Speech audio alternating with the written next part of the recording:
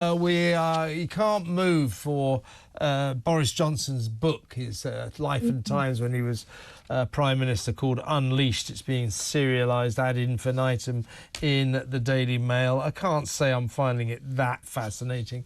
Bit perfunctory, if you ask me. Macron was difficult about Brexit. You don't say. Oh, the last thing the Queen said to me. That's a good headline.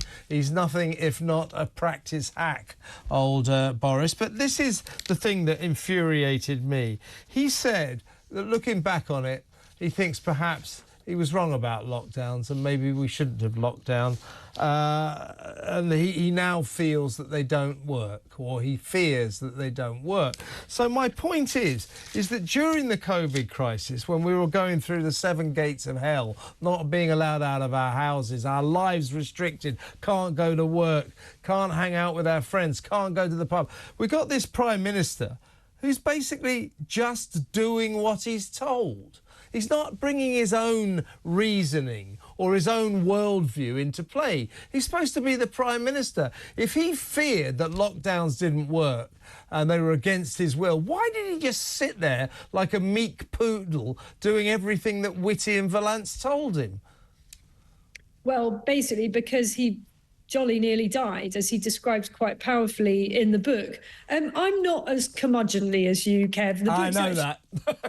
The book's really good. I found it pretty entertaining, actually, and quite revelatory. But on the substance of what you're asking, isn't it extraordinary how many of the architects of lockdown are now coming out and saying, far too belatedly, oops, actually, in retrospect, I think we went a bit too far with this one, lads. As yet, there was one person who has absolutely, resolutely refused to admit that he made any mistake over the lockdown policy, and that is the long-lost Matt Hancock, formerly MP. I don't know where he is now.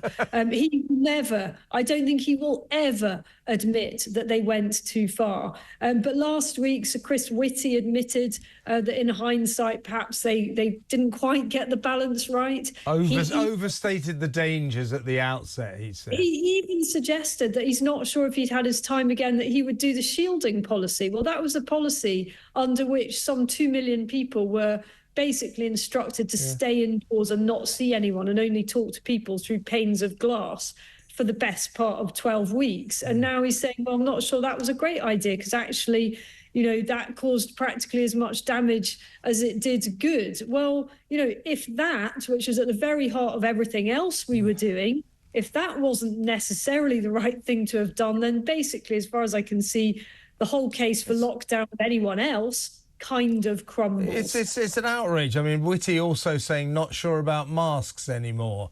Hang on. You mean you imposed all these diktats, all these restrictions, rules, regulations, laws on us, but you were never all that sure? That's really not good enough. And I think that the COVID inquiry is just this. It is a mechanism by which the government and the establishment is protecting itself from the awful truth that it's screwed up the COVID crisis in spades, absolutely made a mess of it, got it all wrong, and therefore the inquiry does not, or goes out of its way not to ask the essential questions: should we have locked down?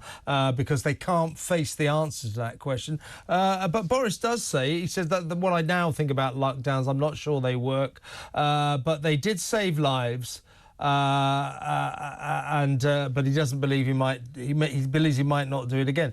Well, did they save lives in the long run? Did they? I don't think they did. For example, Sweden ended up with a better death rate than us. Florida, which didn't lock down, Sweden didn't lock down, better death rates than us. So did lockdowns save lives, or did they kill people? Well, I mean, I think they categorically did kill people. I mean, we know that. In fact, in the most shocking of cases, there have been several cases in which children literally died as a result of the set of circumstances they found themselves in, because pathetic social workers put their own health and safety ahead of the little ones they were supposed to be looking after and wouldn't check up on them properly because we were in a national lockdown. What utterly utterly reprehensible behaviour. So yes, children actually died as a result of neglect or abuse by their parents during that time. Many cases of suicide, I'm afraid to say, and a huge number of people are now going to die sooner than they would have as a result of missed diagnoses. In fact, Josh Cullen was diagnosed in the middle of lockdown with that brain tumour. And I'm pleased to say that he did get proper treatment in a timely fashion,